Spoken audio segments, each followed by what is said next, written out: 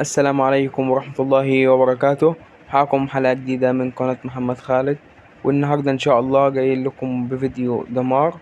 والنهاردة إن شاء الله أنا عندي البرنامج ده اللي هو كنت نزلت فيديو عنه، اللي هو نسخ حسابات، أو لو محدش عارف إزاي ينزل التطبيق ده أو يستعمل التطبيق يكتب لي في التعليقات وأعمل لكم حلقة جديدة تاني.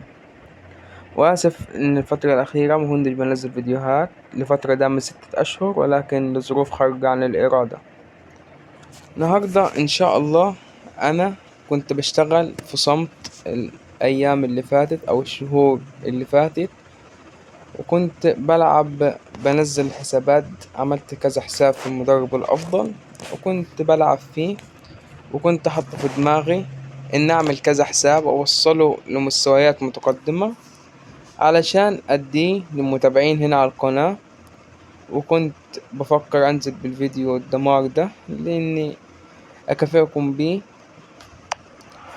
وهنا الحسابات اللي عندي كلها في المستوى السابع، وقربت تدخل على الثامن، يعني زي ما انتم شايفين في نص المستوى السابع وداخلة على المستوى الثامن.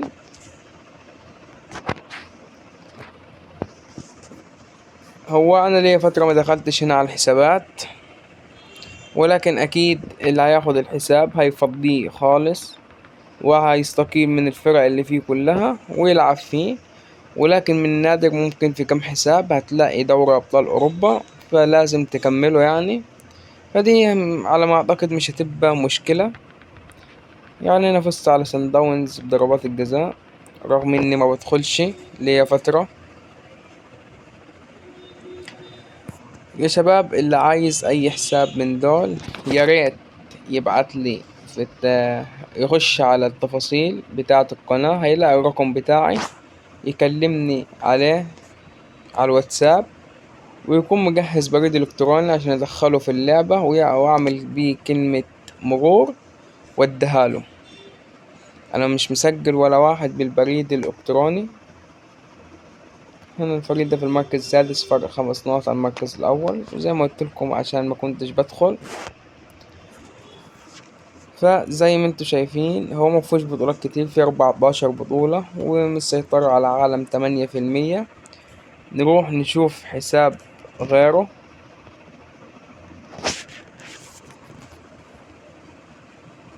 شوف الحساب اللي تحتيه،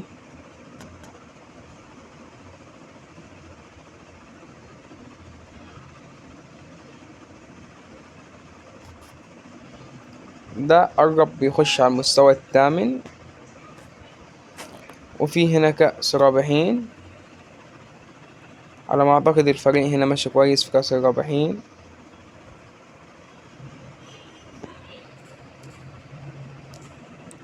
وفي 234 مليون.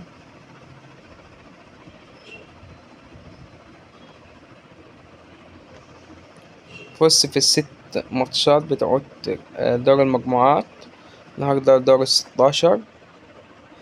فلسه فاضل 5 ساعات لغاية ما انزل الفيديو، حوالي يكون فاضل 4 ساعات او 4 ساعات ونص. فاللي عايز الحسابات دي بسرعة في اسرع وقت يبعت لي على الرقم اللي هو هتلاقوه عندكم في لمحة عن القناة، هتلاقوا رقم الواتساب.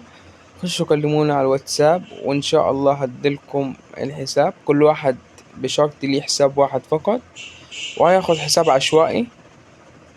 هما كلهم في مستوى بعض، هياخد اي حساب فيهم عشوائي.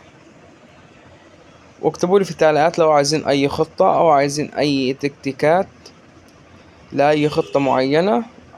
وجبت لكم خطة دمار، خطة دفاعية بحت 6-3-1.